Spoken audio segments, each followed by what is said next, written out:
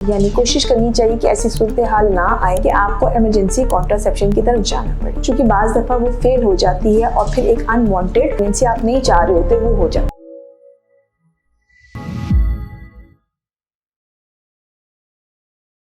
अस्सलाम वालेकुम जी। अच्छा, इस वीडियो में हम बात करेंगे कि इमरजेंसी कॉन्ट्रासेप्शन क्या होती है और अगर ऐसी सूरत हाल हो गई है कि आपको इमरजेंसी कॉन्ट्रासेप्शन यूज़ करनी पड़ रही है तो उस सूरत हाल में क्या करना चाहिए। अब सबसे पहली बात यह कि इमरजेंसी कॉन्ट्रासेप्शन कौन से कपल यूज़ करते हैं, कौन से लोग यूज़ करते हैं, ये बड़ा ज़रूरी है। ये वो लोग होते हैं जो कि कोई रेगुलर कॉन्ट्रासेप्टिव पिल या कोई तरीका या कोई मेथड इस्तेमाल नहीं कर रहे होते हैं। तो उसमें क्या होता है कि जब वो इमरजेंसी ऐसी हो जाती है कि आपस में कोई रिलेशनशिप हो गया है और कोई तरीका इस्तेमाल नहीं किया है तो उन्हें क्या यूज़ करना चाहिए। या फिर अगर फ़र्ज़ करें कि वो कोई कॉन्डम्स वगैरह यूज़ कर रहे होते हैं और उसका कोई एक्सीडेंट हो जाता है, रप्चर हो जाता है, फट जाता है और उन्हें ये डर होता है कि यार कॉन्डम ठीक तरह से इस्तेमाल नहीं किया, उन्हें ये डर होता है कि इसमें प्रेगनेंसी ठहर सकती है, तो ऐसी सूरत हाल में क्या करना चाहिए। अब इसमें जो अहम बात है वो ये है कि सबसे इम्पॉर्टेंट चीज़ है कि आपको कोई वैसे तो कोई रेगुलर कॉन्ट्रासेप्टिव मेथड यूज़ करना चाहिए, यानी कोशिश करनी चाहिए कि ऐसी सूरत हाल ना आए कि आपको इमरजेंसी कॉन्ट्रासेप्शन की तरफ जाना पड़े, क्योंकि बाज़ दफ़ा वो फेल हो जाती है और फिर एक अनवांटेड मतलब जो प्रेगनेंसी आप नहीं चाह रहे होते वो हो जाती है, उसके होने के चांसेस होते हैं। दूसरा, ये जितनी भी इमरजेंसी कॉन्ट्रासेप्टिव पिल्स आपकी अवेलेबल है इनके कुछ ना कुछ साइड इफ़ेक्ट्स होते हैं और ये आपकी जो मेंस्ट्रुअल साइकिल है, जो पीरियड्स है, उसको डिस्टर्ब कर देते हैं। सो जहाँ तक इमरजेंसी कॉन्ट्रासेप्शन के ताल्लुक है उसमें सबसे जो ईजीली अवेलेबल चीज़ है वो आती है ECP के नाम से आ जाती है सब सितारा वालों की, या फिर वैसे भी अगर आप जाके बात करेंगे तो वो आपको कोई ना कोई ब्रांड की पिल्स प्रोवाइड कर देंगे। ये 2 गोलियां होती हैं। इन 2 गोलियों को अगर आप पहले घर में रखें तो ज़्यादा बेहतर है, अगर आप कोई रेगुलर मेथड नहीं यूज़ करें, ताकि उसके लिए आप पूरी तौर पे इसको इस्तेमाल कर सकें।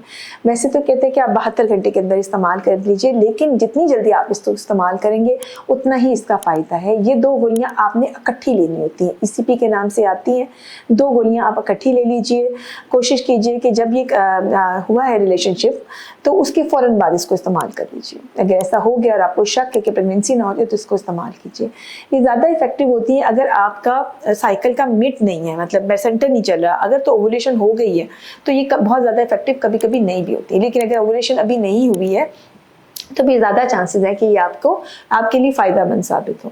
सो ECP का इस्तेमाल सबसे कह लें कि ईजीएस्ट वे है जिसमें हम कह सकते हैं कि अच्छा, इससे आपकी अनवांटेड प्रेगनेंसी जो है वो रुक जाएगी। और ये हर जगह मेडिकल स्टोर पर इजीली अवेलेबल है, सस्ती दवाई है। कोशिश करें इसको घर में रखें और अगर ऐसी कोई इमरजेंसी होती है तो इमरजेंसी कॉन्ट्रासेप्टिव पिल को फौरी तौर पर आप इस्तेमाल कर लीजिए।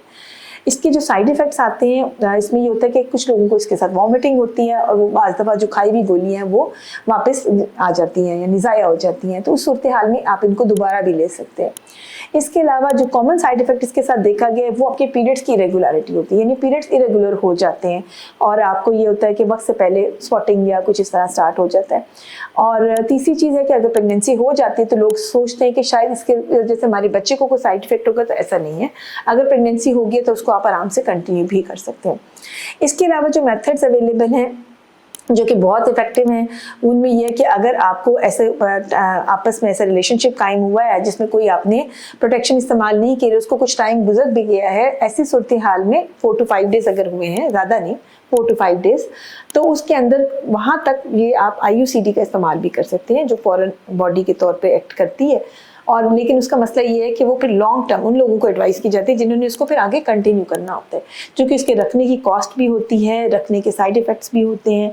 इसी तरह से है कि अगर आप इसको आगे कंटिन्यू करना चाहते हैं तो ऐसे कपल्स में हम प्रेफर करते हैं, लेकिन अगर 4-5 दिन से ज़्यादा हो चुके हैं तो फिर इसको प्रेफर नहीं किया जाता। या जो लेटर हाफ होता है पीरियड्स का, आखिरी हाफ जो होता है पीरियड्स, उसमें भी इसको प्रेफर नहीं किया जाता, क्योंकि उसमें हो सकता है कि कोई प्रेगनेंसी हो गई है और वो इसकी वजह से ज़ाया हो जाए।